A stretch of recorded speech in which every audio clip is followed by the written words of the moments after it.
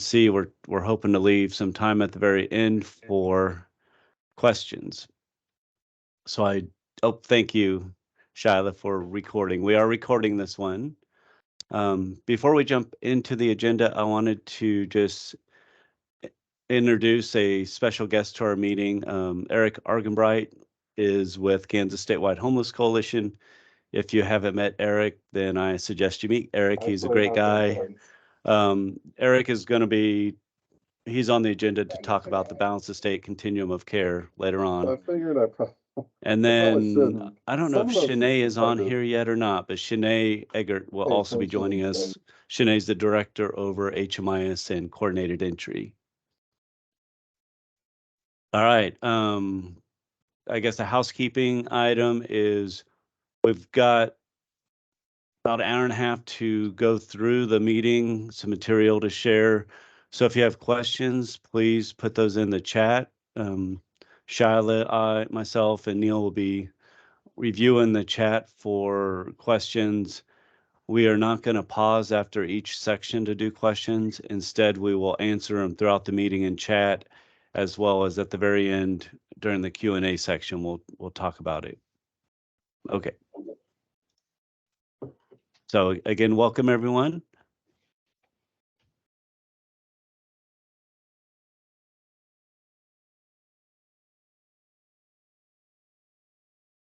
Doug, you got muted.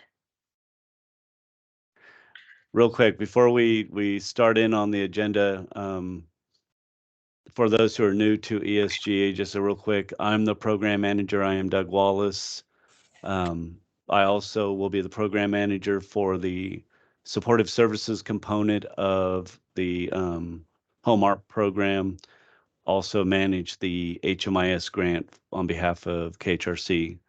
Shyla's on the call today. Shyla is the program specialist who works with me on all those programs. She'll be talking about the ESG regulations, eligible activities. Neil is here. Neil is our fiscal monitor that works with our community solutions division. I didn't give Neil a part to present, but he's here to answer questions, and so he's our financial guy. With that, I'm going to stop talking and let Shyla tell you a little bit about ESG. Hello, we'll quickly go over the allowable expenses with ESG, starting with street outreach. Street outreach is to meet the immediate needs of those who are unsheltered, homeless individuals, and families. This can be anything from engagement, case management, transportation, emergency mental health, and emergency health services. Next slide, please.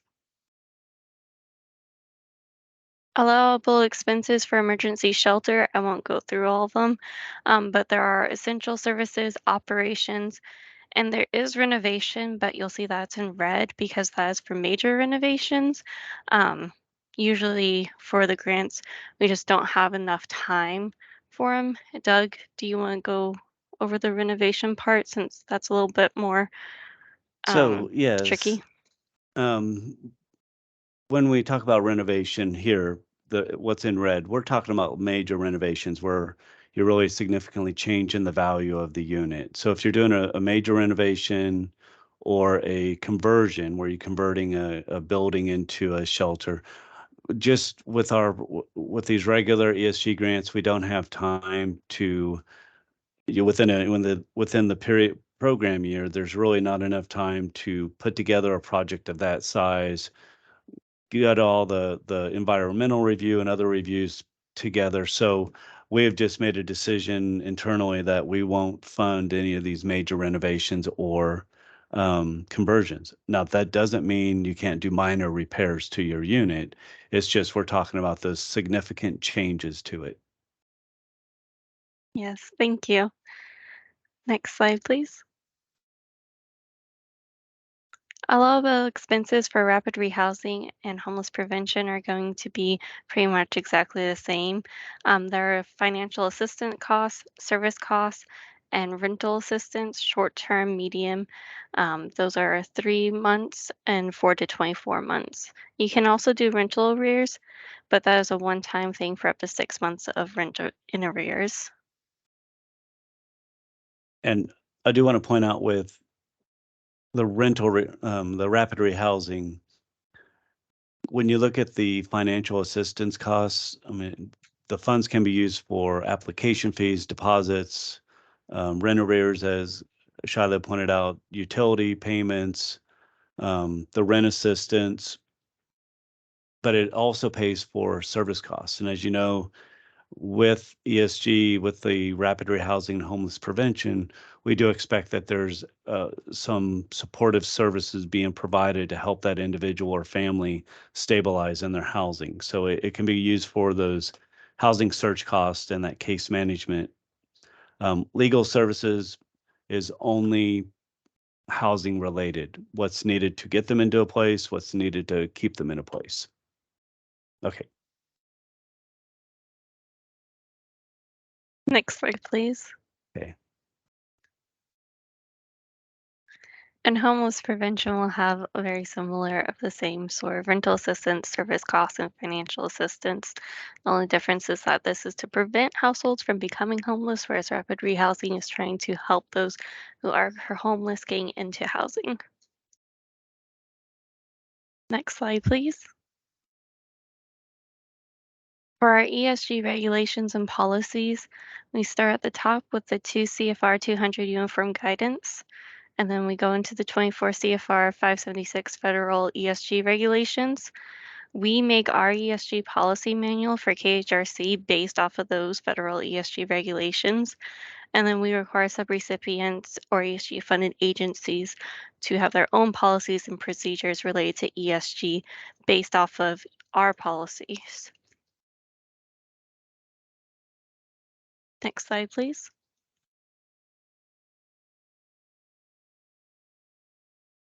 For definitions, we like to just make sure everyone is on the same page for these. We are the recipients since we are the state that gets the ESG grant agreement from HUD to administer the funds. Subrecipients are generally the unit of local government that we have the funds distributed through. And then the ESG funded agencies are those nonprofit organizations and agencies that are subawarded the grant from the subrecipients. I just want to jump in here real quick. I think Shyla and I have been trying to clarify terms as we've s- been working with this program. So again, as she pointed out, KHRC is the recipient, so we receive the direct funds through from HUD. Subrecipient is who we award our funding to. And then for those pass-through agencies, units of local government who subaward our grants to those nonprofit community agencies, we're calling those nonprofit community agencies the ESG funded agencies. So, for example, in the City of Manhattan receives the award from us, but then they pass through those funds to the Manhattan Emergency Shelter. So the Manhattan Emergency Shelters referred to as an ESG funded agency, while the City of Manhattan is the subrecipient. That's important because that comes up in the application in a few minutes.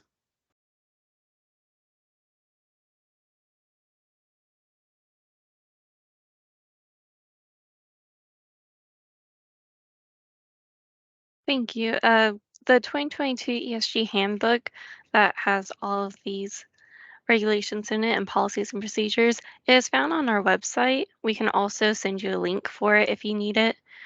We are working on a 2023 handbook with all the updates from HUD, and that will be more in depth on the procedures from matches to application. We're working on that and hope to have it out before the end of the year.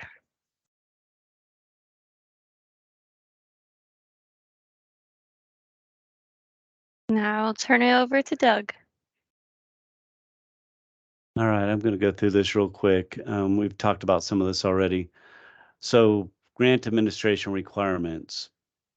The subrecipient, so the entity that receives the funds directly from us must have policies and procedures to ensure that you're meeting 24 CFR 576, which is the ESG federal regs, and the applicable policies in 2 CFR 200. For those agencies that pass through the funds to a ESG funded agency, so again, a city office who passes through the funds, you can either develop these policies and procedures, or you can require your ESG funded agency develop these policies and procedures. And your responsibility as that pass-through agency is to make sure they have them in place and that they are meeting the requirements. So again, for those who are city offices, county offices, who pass through who sub-award the ESG funds to a nonprofit community agency, your responsibility is to either develop the policies yourself or make sure that your ESG funded agencies have these policies. They have to be in writing. And when we go out and do monitoring, we're going to look for documentation that shows you're following your policies and that these policies are meeting the requirement. Real quick about match. This is not new. ESG has required a match for, well, as long as I've been involved with the program. ESG is required a 100% matching contribution. It can be cash, it can be non-cash, it can be, it's dollar to dollar. So all of this is been around for a while. When we got the ESG CARES dollars, HUD did not require a match. So if you are new to ESG and you just received CARES, the ESG CV grant, you did not have to do a match. With the regular ESG grants, so what we're talking about today is our regular 2023 dollars, there is a matching requirement of 100%. And for those who were on the last call last month, there's a question about, can a purchase building be used as match? And what I found is, yes, you can use a purchase building for match. You have to come up with a methodology of how you determine the value of that matching contribution. You have to come up with a methodology of how you will report that match contribution to KHRC, and documentation showing how that donated building or that purchase building is being used for your ESG program. It's kind of like the same as a donated building. Show us the value, show us the process for reporting that to us, show us that it's being used for ESG purposes. The other question that came up last time was around admin. And so I did some research on that. And yes, admin is matched. It's a dollar to dollar for the award. So admin program funds, they all get matched. There is something in the regs, if you read, where the state recipient can cover the match for one of their subrecipients if that subrecipient is not able to meet that matching criteria. So there's been some flexibility in the past using that the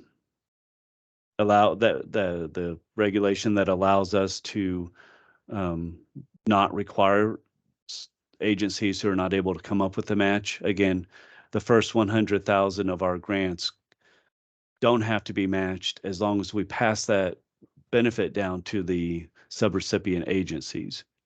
So there's been flexibility in the past for match. Let me go back real quick here. If you have questions about match, I don't want to take time today to go through those, but please feel free to reach out to me if you have specific questions about match, and we'll dive into it a little deeper on that. Okay, so fun time of the year. We've posted our notice of funding availability for the 23 ESG grant. We actually posted it on March 15th, posted it and distributed it. So my method, or the way I do it, is I put it on our website, and I'll show you where that is in a minute. And then I emailed it out to those of you who attend these meetings, those of you who have our current grants, you got an email with it. And then we also sent it out to a listserv on our website. 60 days, so the deadline to submit is going to be May 15th. And something I've changed since coming on board is applications are to be submitted electronically. I know James, my predecessor, James Chisholm, would have agencies submit or mail in a hard copy and 3 additional copies. We just want them electronically. So the only the only method to submit would be electronically. You can either email it to us, or for those of you who are current ESG subrecipients and have access to our SharePoint, you can upload them into SharePoint. Okay, and we'll talk more about this piece, but I wanted to call it out right now. And this is something that's been around for the way we've handled our ESG funds for many years. We ask that agencies, nonprofit community agencies, apply through a unit of local government. So the unit of local government could be like a city office, county office. So if you're a community agency, you work with your unit of local government to submit your application, and then that entity, that municipality, submits one application on behalf of their jurisdiction with all of those nonprofit community agencies attached. So instead of each nonprofit submitting a separate application to me, the municipality is combining all those into one combined application that's submitted on behalf of that jurisdiction.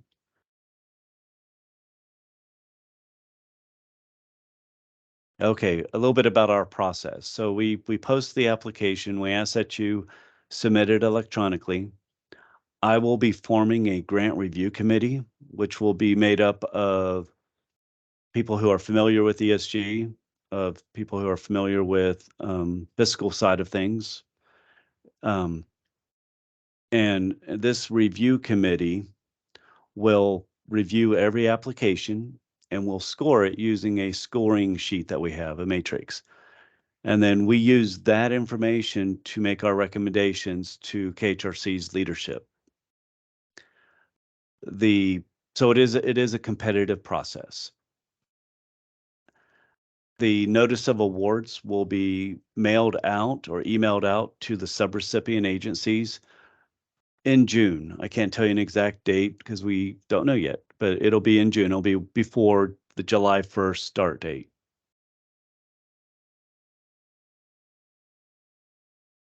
Okay, I want to show you real quick. Actually, I'm going to check chat real quick, see if there's any questions. All right, no questions yet. All right, let me show you. So if you go to our website, I just Googled Kansas Housing Resources Corporation, and you go to current announcements, you'll see where to find the ESG application.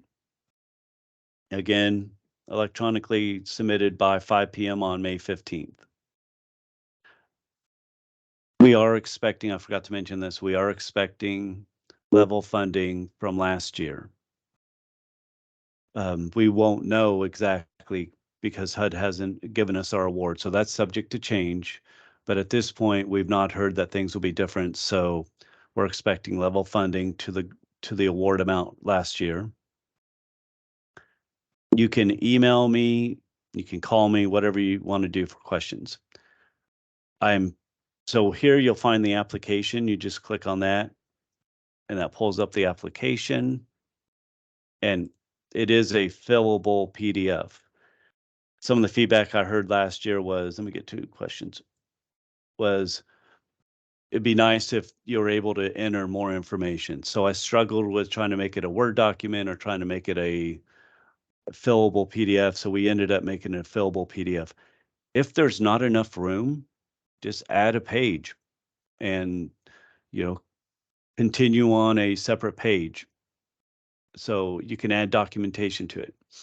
And we're going to go through the application in a minute, but I want to talk for just a second about the HMIS project form. This is, by the way, being updated, but what this is when new projects are set up in Clarity, this is the information that Kansas Statewide Homeless Coalition collects. So I am asking everyone, even if you are a current ESG subrecipient or ESG funded agency, to fill out, well, the subrecipients fill out this project form.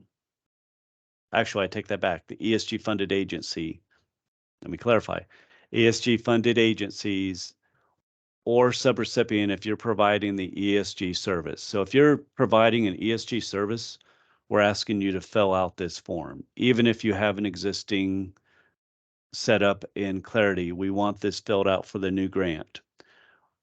For those who are awarded the funding, we are going to send these over to Shanae so that she can start setting you up in Clarity. So again, this is for agencies who will be providing an ESG funded service. We want you to fill out this HMIS project form. Doug, does that include if we do not use Clarity? No, that is just if you use Clarity. That's a good question. We do have some agencies that are in different COCs. So this is for the Clarity system. Thank you. Now, let me clarify, and we'll talk about this at the very end. We do expect that if you receive ESG funds, you are participating in an HMIS and you are participating with coordinated entry that's operating within your COC. So, if you're in Topeka, then, they have a different system, or if you're in Johnson County, right now, there's a different system. So that may be a little different, but we do expect participation with HMIS. We do expect participation with coordinated entry. Okay, now I'm going to switch over.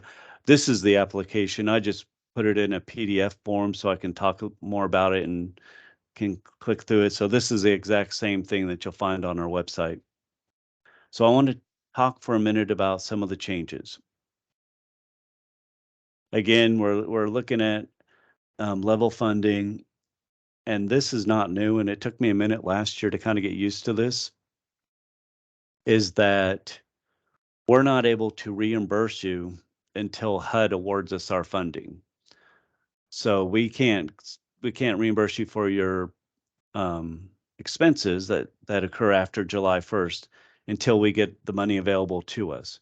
What took me a minute to get used to is sometimes it takes HUD a little time to get that money, make that money available to us. So for those of you who went through last year, it took HUD, I don't remember when the funding was finally available to us. Maybe it was a little time, a few weeks after July 1st or even longer. So we'll start the program year on July 1st. We'll reimburse you for your expenses from that date. But I do want to put out that caveat that we have to wait for HUD to make the funding available to us to do those actual reimbursements. All right, I already talked about needing to be in a HMIS or a HUD compliant comparable database if you are a victim service provider.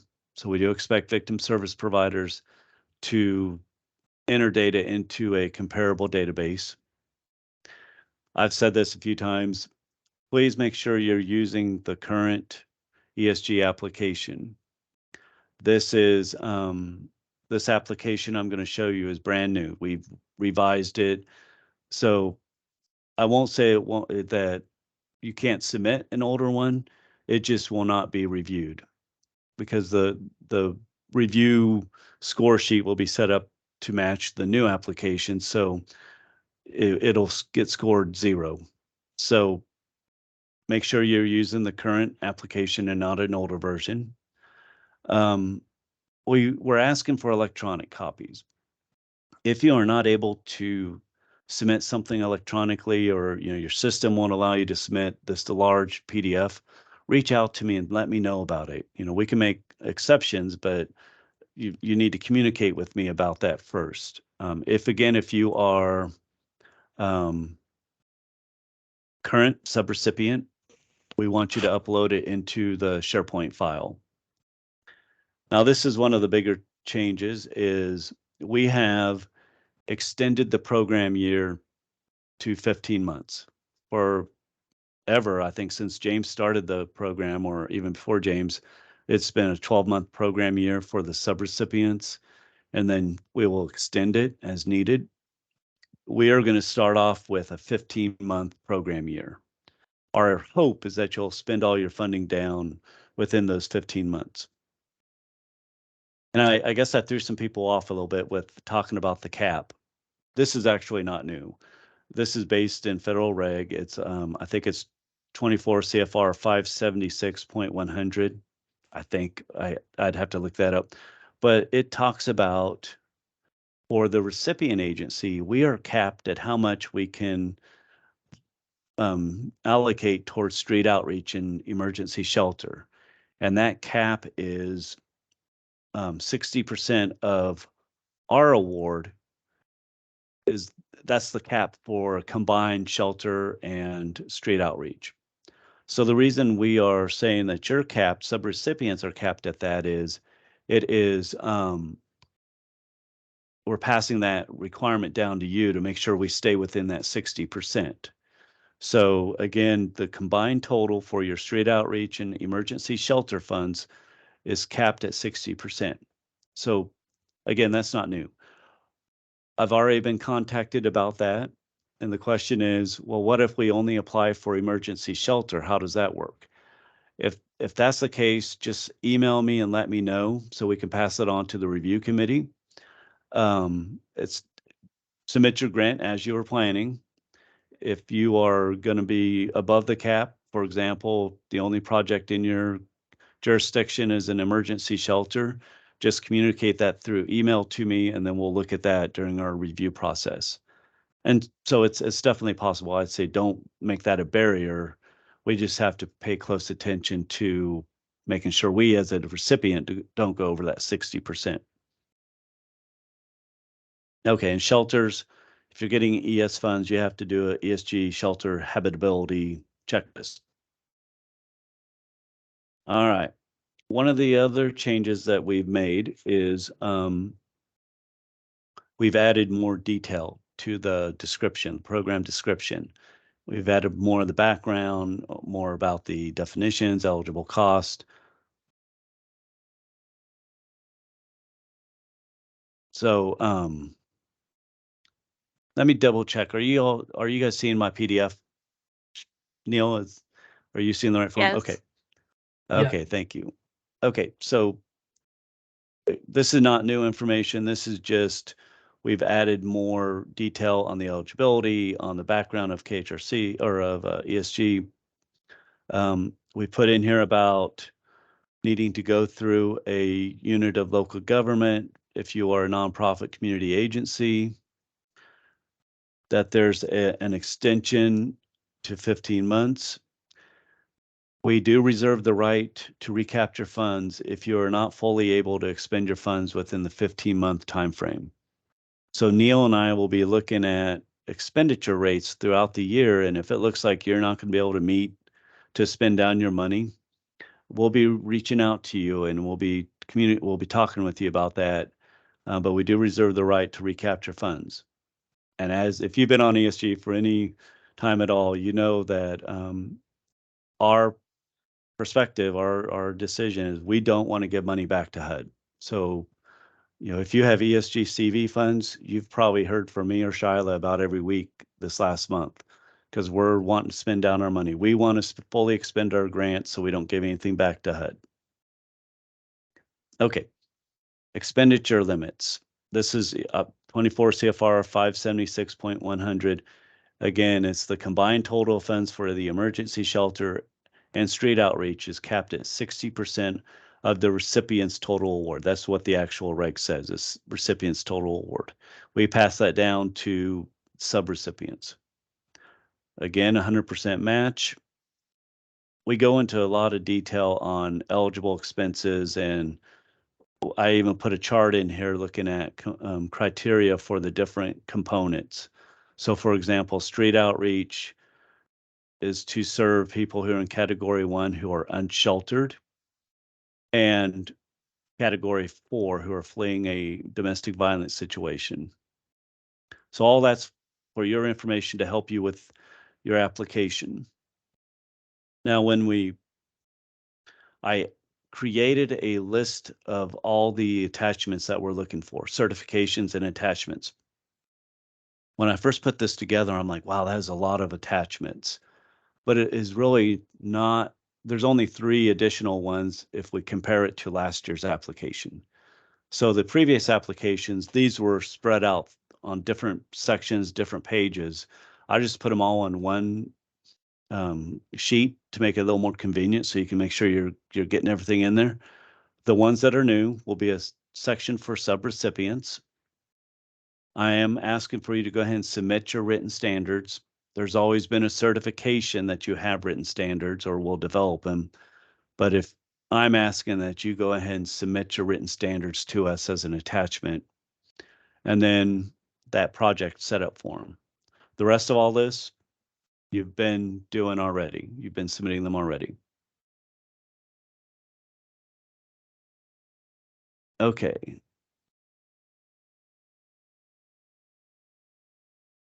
The newest section is for subrecipients. So again, the subrecipient is the agency that is going to directly receive the funds through us, from us. That could be an agency that will also provide the ESG funded services, or it could be you're a pass-through agency that will give those funds to a community nonprofit community agency.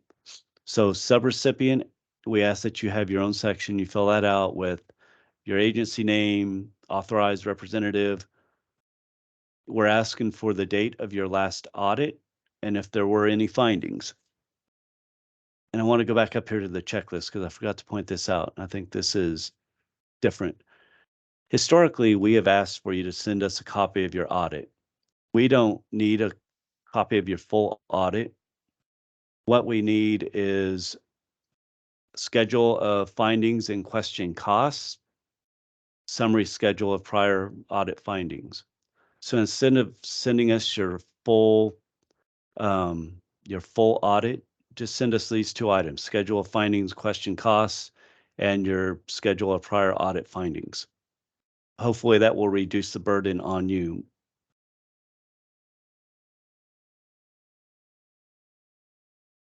The UEI, I know I need to go through some more questions on here, but just real quick, this is an easy one to answer.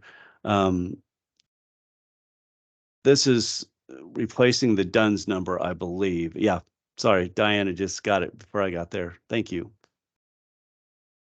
Okay, subrecipients, we want to know what other federal grants you receive, if you've had changes in the key staff working with ESG, significant changes to your financial system. Okay, the highlighted ones are kind of, well, they're all new, but these are ones that we specifically put in this section. Statement of need. What's the need for ESG services in your jurisdiction? So I'm going to pick on City of Manhattan again. City of Manhattan needs to describe what the need is for ESG in Manhattan. The funded agencies who plan to apply through the city should be helping them answer this question. But we need to know kind of what the need is, how ESG will address that need, and then if they're passing through funding to the community agency, so City of Manhattan passing through to Manhattan Emergency Shelter, how'd they make that decision? How did they outreach those agencies? What was the process for identifying them? Just describe how you selected those agencies to receive the ESG funding. And thank you, City of Manhattan and Manhattan Emergency Shelter, for letting me use you in examples throughout this. Okay, and then how are you going to ensure that your funded agencies are adhering to the regulations? Now, if you are a subrecipient who will just be providing the ESG funded services and you will not have pass-through agent, or you will not subaward those funds to a community nonprofit, you can describe how you will follow the regulations, how you will ensure you will be following the regulations.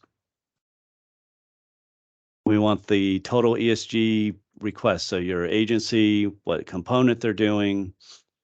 This is kind of a budget summary of all the agencies within your jurisdiction that will be applying for ESG.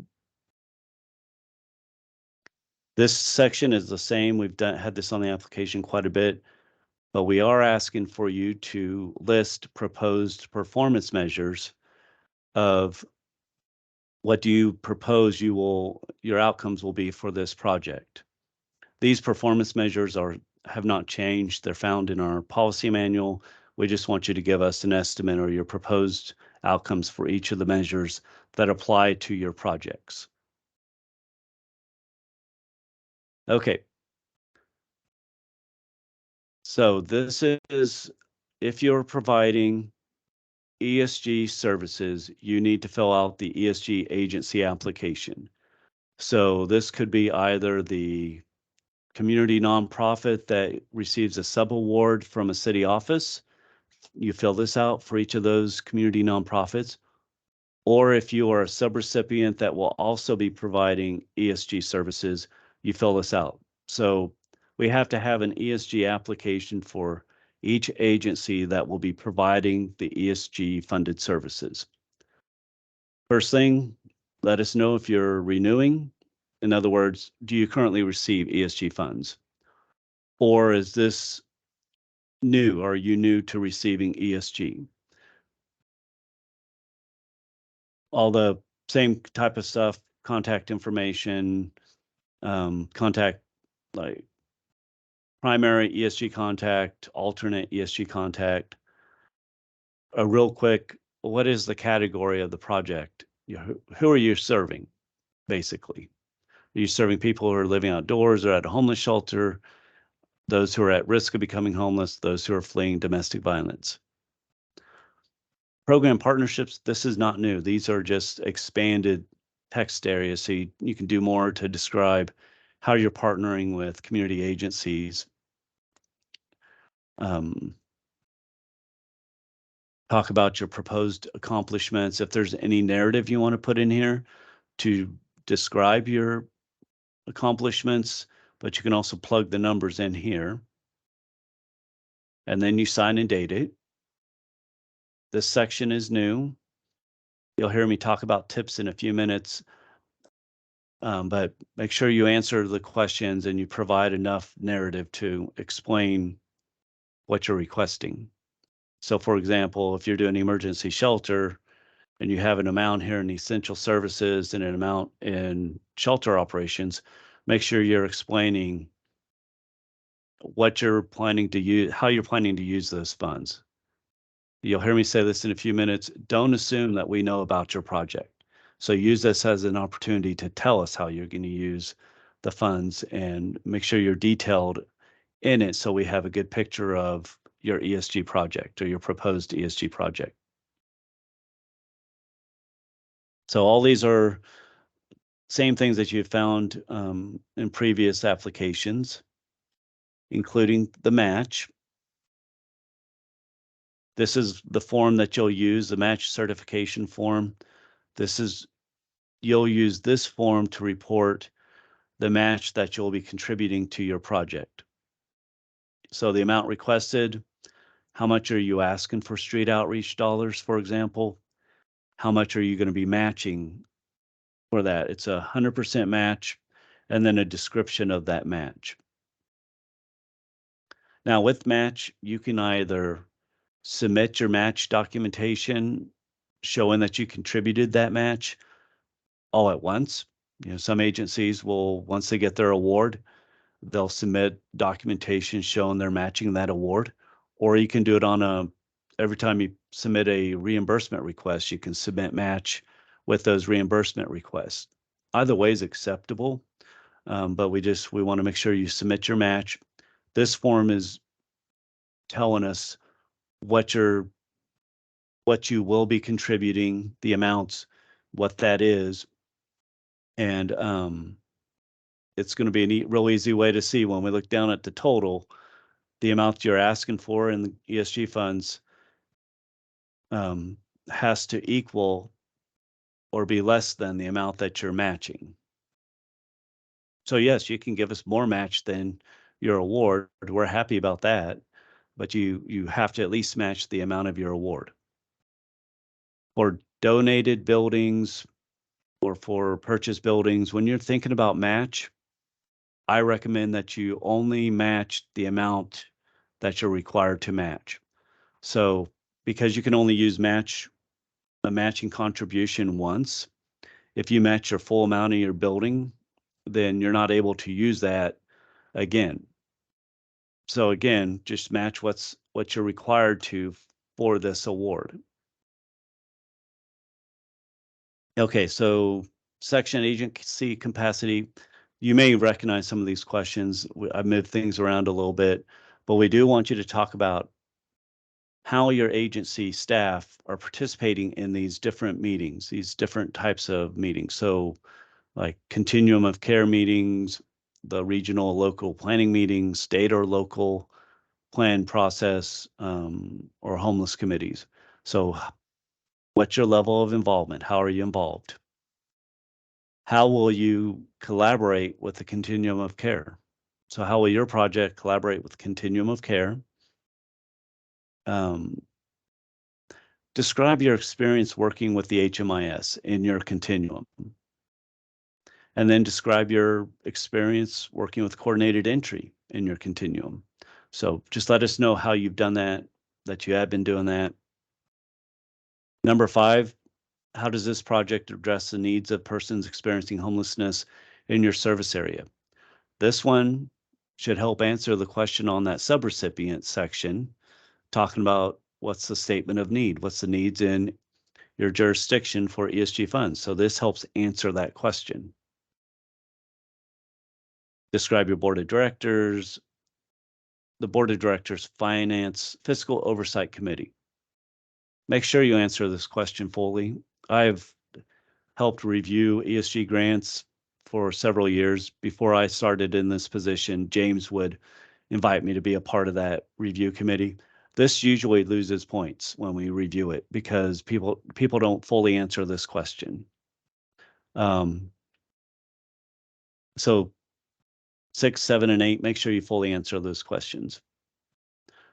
So these are not new, so I'm just going to kind of slide through these real fast. They're pretty self-explanatory. Performance outcomes is actually written standards.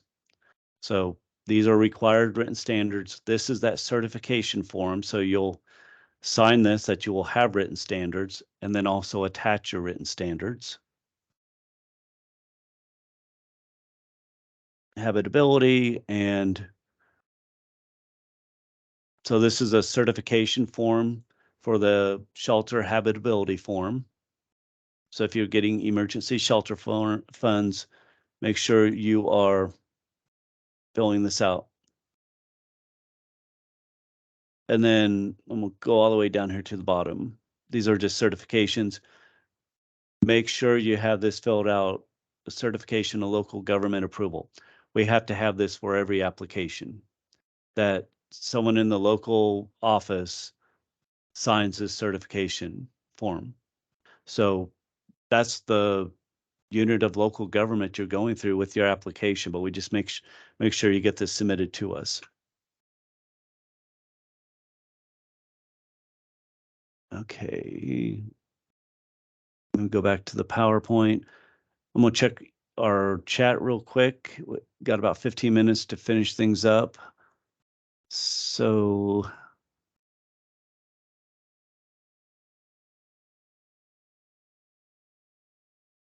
there's a question about nonprofits going through unit of government. Yeah, so it's a 501c3 is what we're talking about. So if you're a 501c3, that's what we're referring to as a nonprofit.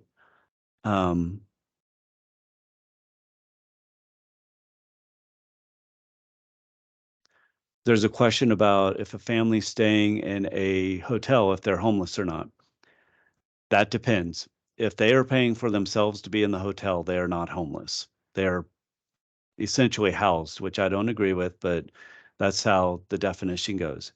If they were placed in a hotel by a community agency, so their hotel stay is being paid for, then they're homeless. Thank you, Christina, for reminding me. It did take HUD until October to award last year's. I think that was unusual for it to take that long. Can local agencies request funds to update their HMIS? Absolutely. There's a program component for HMIS funds. Oops, not quite there yet. Christine explained that it's the reason for the delay last year was related to submissions to the consolidated plan, annual action plan. Okay, I think I answered that one. Thank you for those who are explaining UEI and the DUNS numbers.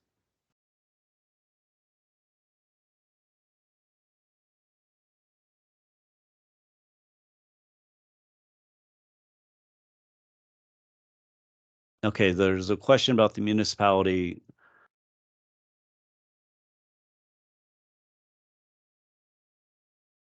So again, with the municipalities applying, so agencies would apply through their municipality for it. If you're new and you're not sure who in your area is working with ESG, you can reach out to me. It may be someone brand new.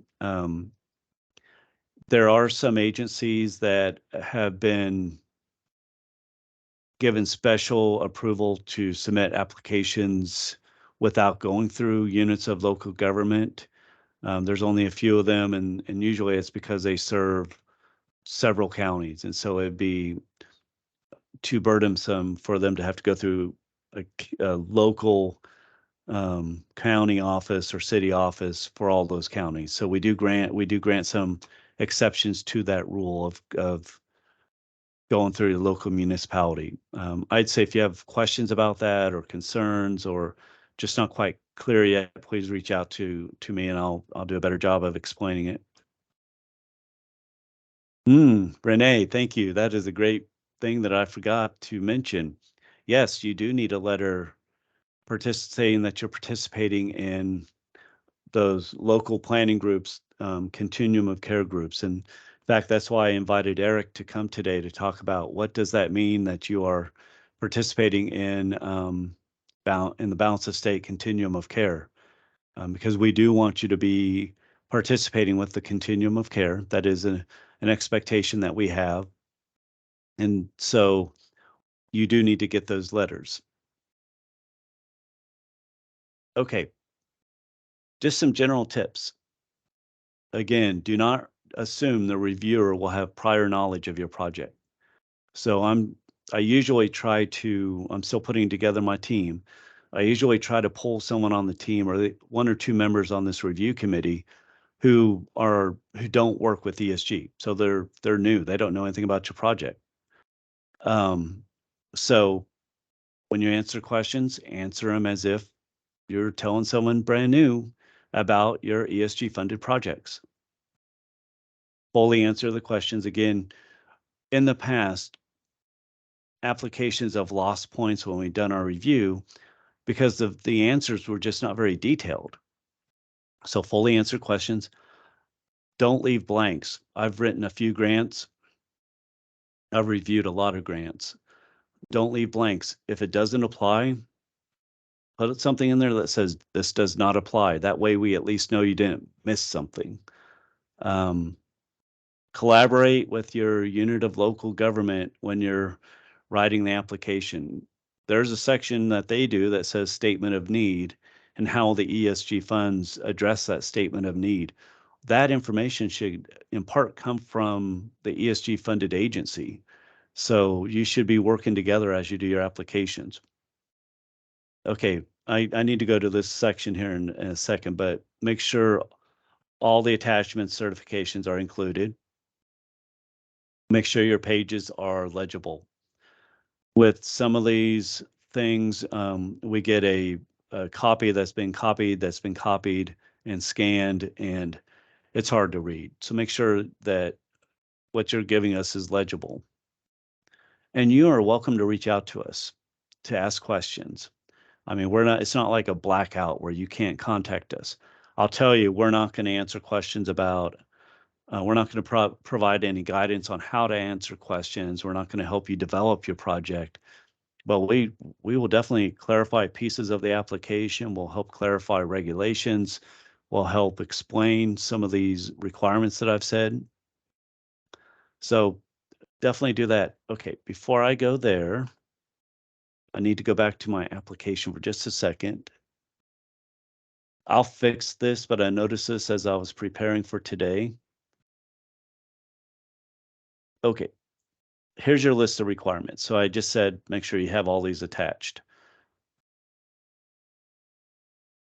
There is the org chart for the subrecipient is found twice on here. So attach an org chart for subrecipients here, attach org chart here. I made a mistake. I meant for this to be lobbying certification. So I'll fix this and repost it on our website, but you don't have to give me 2 org charts. What I want is an org chart, and then I want that certification about lobbying that's found within the application. So I apologize for that mistake. I looked at this. I've had other people look at this. I can't believe I missed that one, but mistakes happen. Okay, real briefly, HMIS. We require, and this is based on federal reg, that if you receive ESG funds, you're entering information into the HMIS that's within your service area. So most of you, that'll be balance of state, COC's clarity system.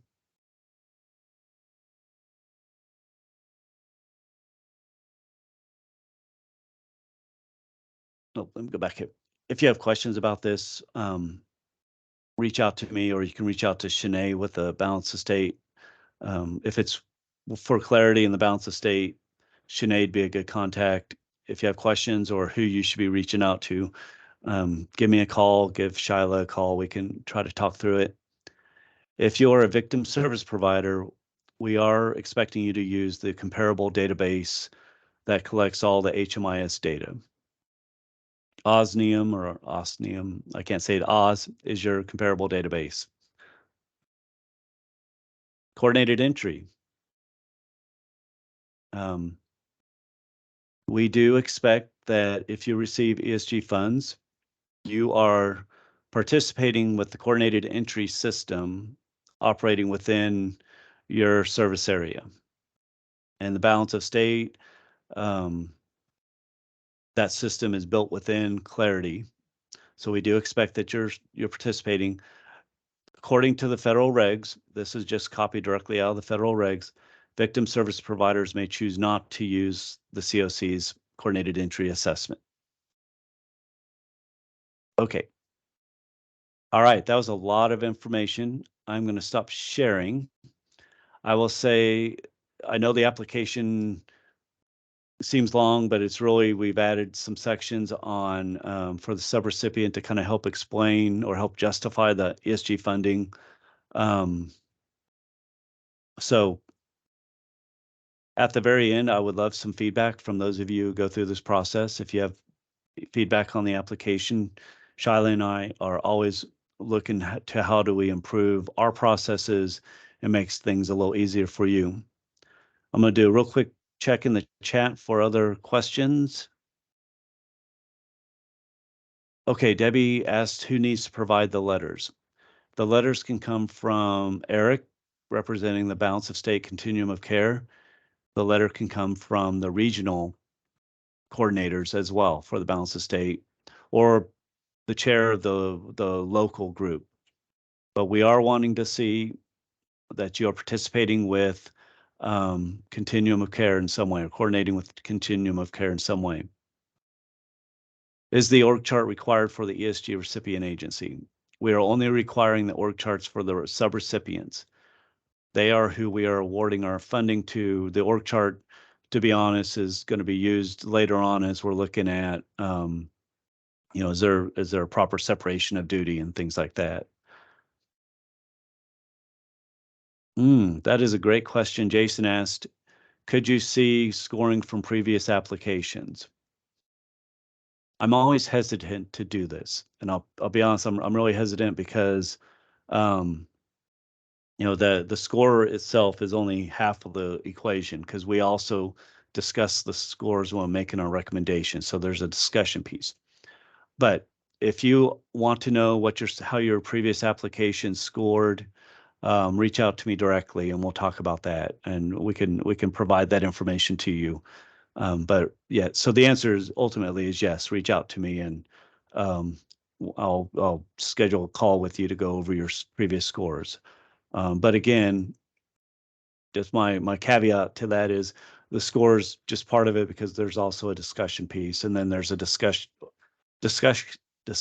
piece with the grant review committee, discussion piece when we present this to leadership at KHRC. So there are different pieces to it. All right. In a second, I'm going to turn this over to Eric, but before I do that, if you have other questions, continue to put them in the chat. When Eric and Shanae are done, we will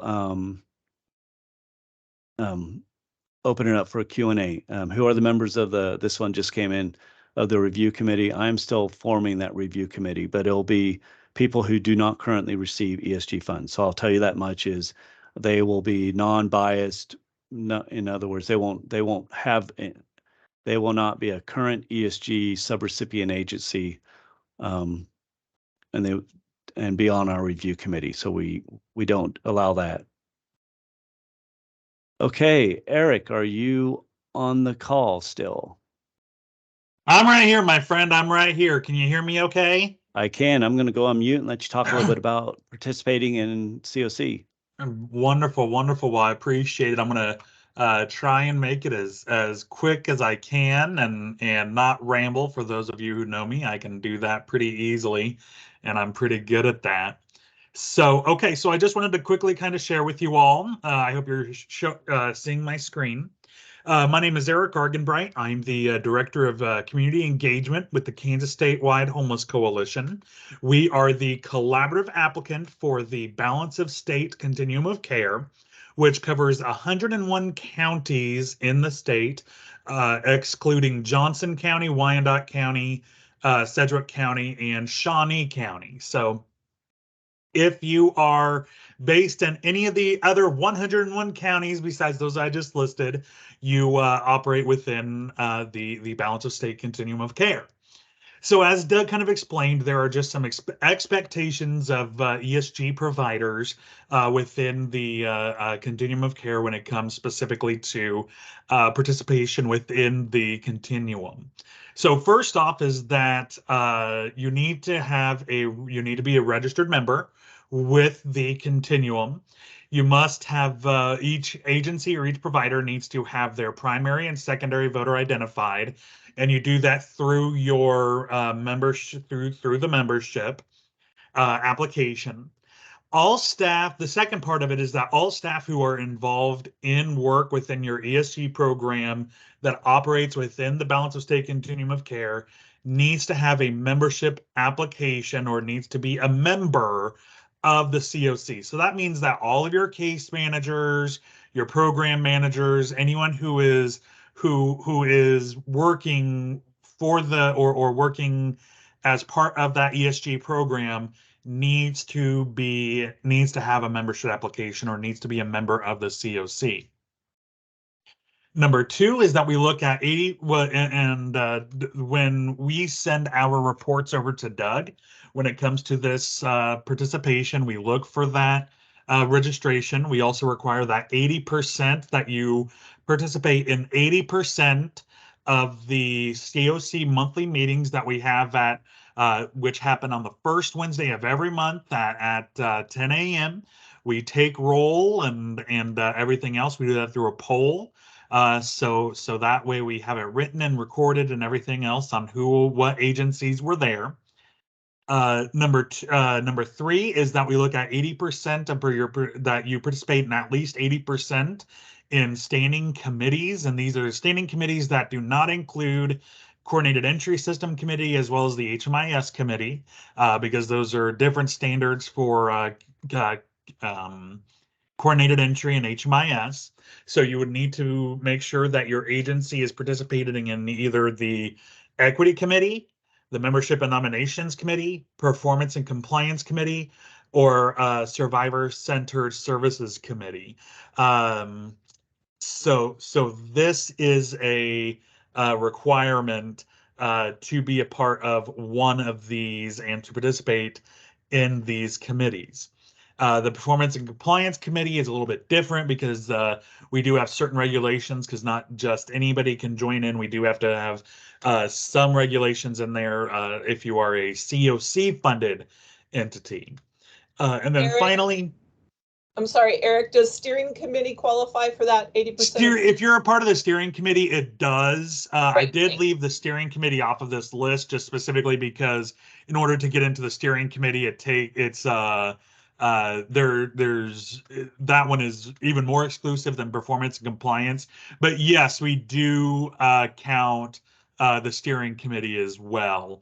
And so I'll just put that on here for that. So if you are a participant of the steering committee, and there, however, with the steering committee, if you're a part of the steering committee, we actually look at 100% there as opposed to just 80%. So we want to make sure that if you are a part of the steering committee, that you are there, because that is the decision-making board of the COC.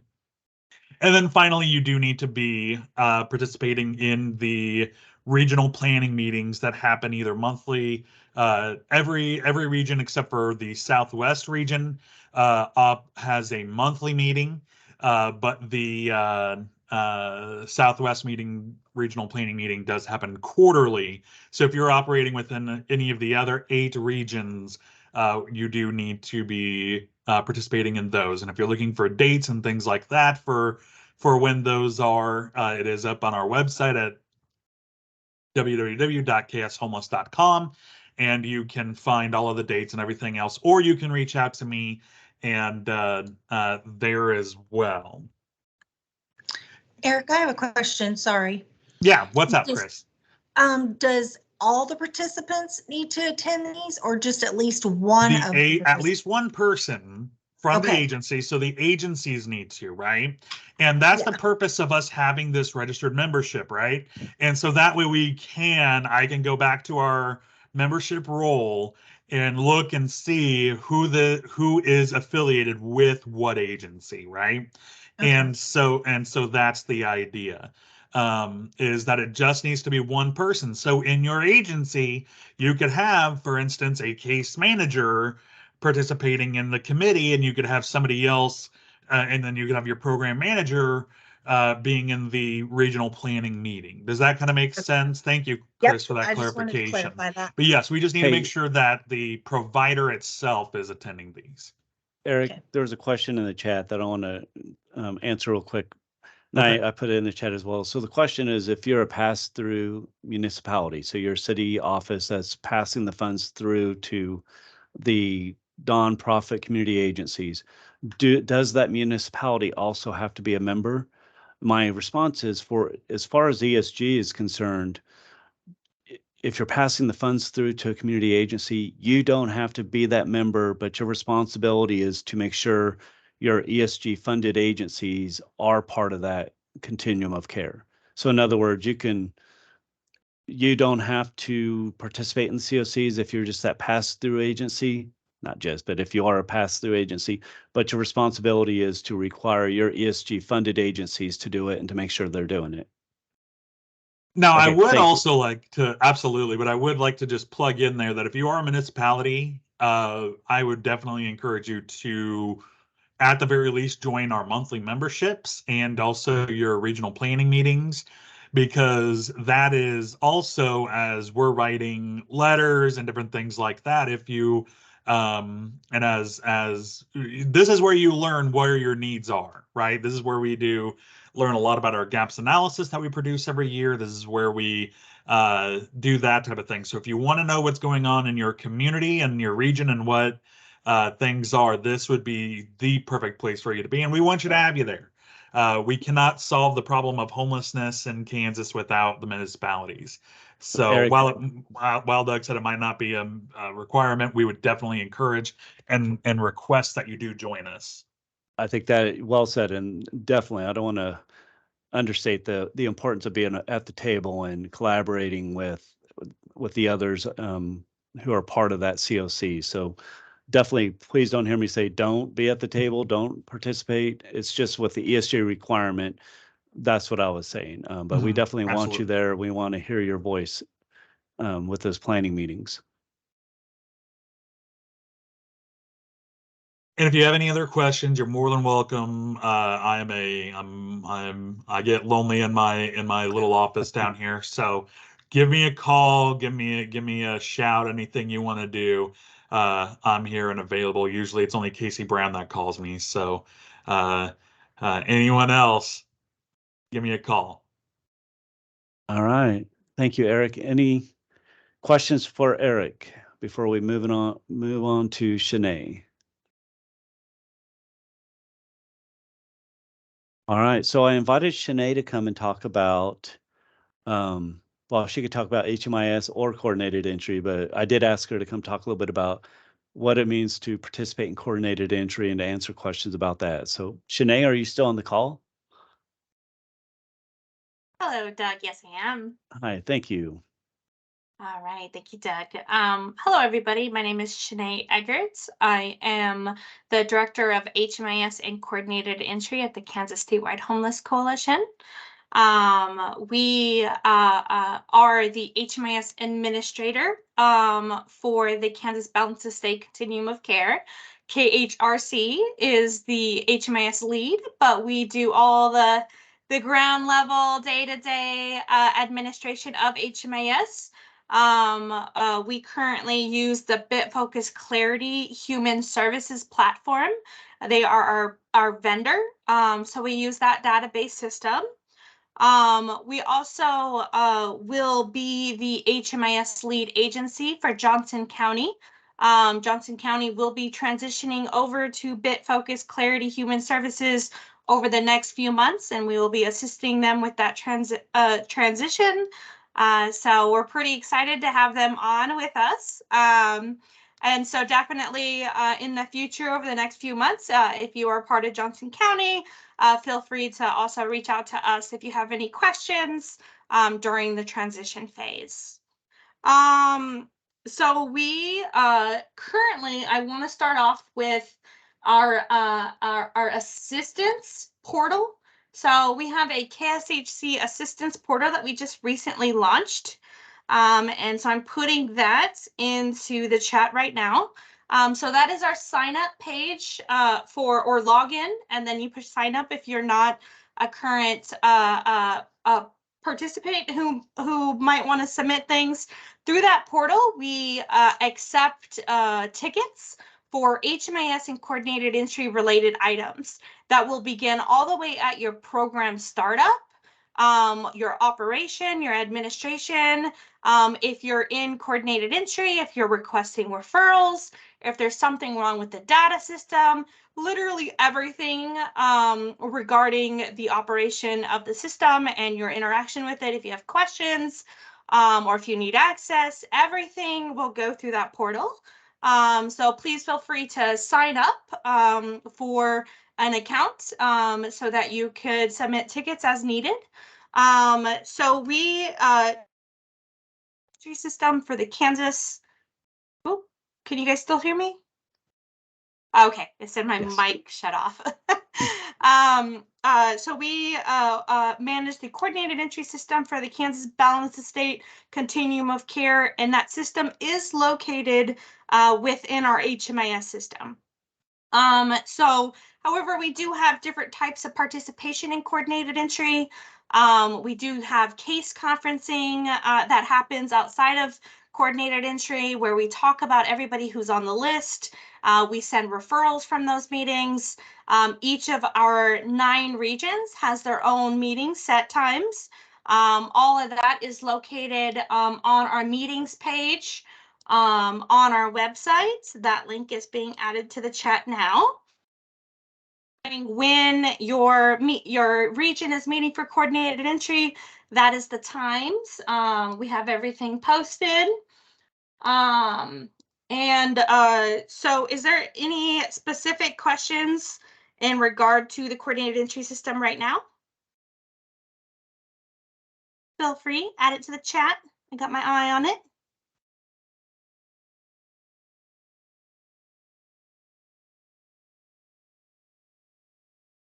Wait a minute. All right. Currently, the Kansas Balanced Estate Continuum of Care is revising. Ooh, my camera's gone. Okay, sorry, is revising our coordinated entry assessment. And so we are building that with our coordinated entry committee, which happens every Friday. The first Friday of every month is when we're meeting. We are trying to make this more client focused. We're bringing in equity factors into these questions. We are moving away from the VI SPRAT. So if you would like to be part of that training and how we should actually interact and score those who are experiencing homelessness in order for prioritization to happen, please feel free to attend that, because once it is approved, it will affect every agency that uses coordinated entry, because it will be our new assessment. So please feel free to have a representative at that CES committee meeting. So I have a question in the chat. As a VSP, we do not use coordinated entry. Is that appropriate? So I know you covered that a little bit earlier, Doug. Is that right? Yeah, so looking at the ESG federal regs, HUD does not require victim service providers to participate with the coordinated entry system. So from the federal standpoint, you're not required. So the answer is yes, that's still appropriate. Yes, so not required, but it is strongly encouraged, mostly for the connection and partnership between the non-victim service providers and the victim service providers. So in the case of, what if a non-victim service provider finds a survivor? How do we connect to you guys, right? So you can, at the very minimum, just participate in the CES case conferencing meetings. And because you actually might find your own clients on our list, or you might want to be able to serve somebody that is from our list in your services. So at the very minimum, we do encourage all VSPs to be part of case conferencing. And if you would like to be part of that case conferencing, there are 2 elements, and that is the you must complete the coordinated entry training. So how to do the VI SPDAT, our VI SPDAT, what does it look like, all of that. That will be changing soon, like I said. And the last piece is just to agree to our HMIS and coordinated entry standards of confidentiality and all of that. So that, if you want to be part of that, I put the link in the chat right now. And that is our CES participation agreement. So that participation agreement covers if you want access to HMIS and or access to just the case conferencing meetings. So you do not have to have access to HMIS to attend the case conferencing meeting. You just need that participation agreement filled out and to complete a training.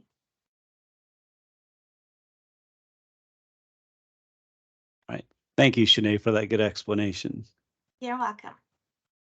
Okay, so I'm going to share my screen for a couple more things, and then we'll wrap things up. So this is ESG resources. this is where the location of our ESG page on the website, Kansas Housing Resources Corporation's website. We have a page for ESG. You can find on that page links to forms. You can find our handbook. You can find other service providers. There's a HUD Exchange has information about ESG on it. So you can go there to visit. You can visit that site for more information. And then I list the federal regs for ESG. Often when you ask me a question, I go to the federal regs first. Our contact information, and Christine, I apologize. I see that you're on the call, but I didn't give you a chance to introduce yourself at the very beginning. Christine Reimler's on the call with us today. She's the director of our Community Solutions Division. I'm Neil's just listening in, and I was on a little late, so I didn't want to interrupt, but I will now. Thanks. It's been a great meeting, and appreciate all you being on the call. Thank you, Christine. All right, so we've got a few minutes left. We've scheduled this until 11:30. We've tried to answer questions in the chat as we've gone along, but if you have other questions, feel free to unmute yourself and ask away. I'm going to stop sharing. So we'll open up the floor to questions, and I'm going to look through the chat one more time to make sure I got everything. Doug, this is Matthew Falk with Burt Nash in Douglas County. The environmental review, is that just for shelters or places with facilities, or does that apply to all ESG? So there's a certification form that you'll need to fill out that applies to everyone. Okay. But then it's categorically it's not required unless you're doing a major renovation. So for shelters, really, it's just signing off saying that you're excluded from having to do an environmental review. But there's a certification we want all applicants to sign and submit. Okay. There was a question a little further back from Michael Trapp about is there anyone from a domestic violence shelter who'd be willing to talk through some questions with our application? And Mike, I think you're with the Alliance in Leavenworth. So my response, if anyone on the call right now wants to volunteer, they're more than welcome to do it. Is also to connect with the Kansas Coalition Against Sexual and Domestic Violence, Bree Kirkhart, and maybe she can help direct you to someone. Oh, thank you, Kathy. I see someone already volunteered, so I had missed that. Other questions?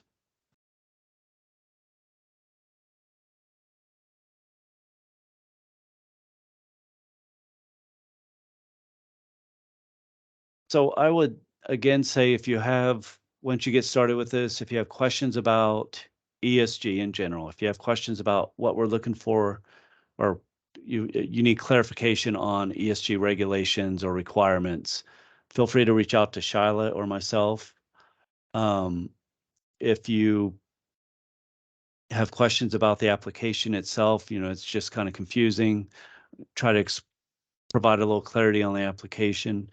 Where we stop is we don't want to guide anyone on how to fill out the application because they are competitively reviewed. So I'll just throw that out there. Again, one of my tips is make sure you answer the questions as if someone brand new is looking at your proposal and may not know anything about what your ESG project does. Christine put in the chat, all agencies will be required to do an ER, environmental review. The level of review depends on the activity. This meeting was recorded, so if someone from your agency was not able to attend and would like a copy of the recording, have them reach out to Shyla or myself and we can make that happen.